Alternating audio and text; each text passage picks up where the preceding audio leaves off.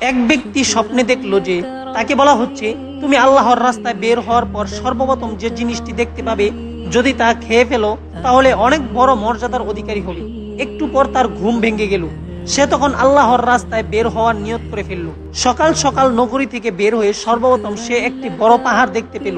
তখন তার মনে হলো, আমার পক্ষে তো এই পাহাড় খেয়ে ফেলা সম্ভব নয়, কিন্তু আমাকে তো স্বপ্নে বলা হয়েছে যে তুমি আল্লাহর রাস্তায় বের হওয়ার পর সর্বপ্রথম যে জিনিসটি দেখতে পাবে, যদি তাই খেয়ে ফেলো তাহলে অনেক বড় মর্যাদার অধিকারী হবে।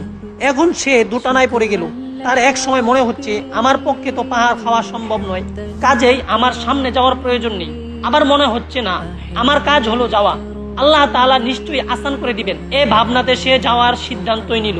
হাঁটতে শুরু করলো, কিন্তু বিস্ময়ের ব্যাপার হলো, সে যত কদম এগুচ্ছে ততই পাহাড় ছোট থেকে ছোট হচ্ছে। এভাবে প্রতি পদক্ষেপে একটু একটু করে ছোট হচ্ছে। এভাবে এক সময় সে দেখতে পেল যে ওটি পাহাড় নয়, এক টুকরো গুড় মাত্র। তখন সে ওই গুড়ের টুকরোটি উঠিয়ে মুখে পুরে নিল। কাজেই ইস্তেকামতের সাথে কদম তুলুন, আল্লাহ তাআলা পাহাড়কেও গুড়ের টুকরো বানিয়ে দিবেন।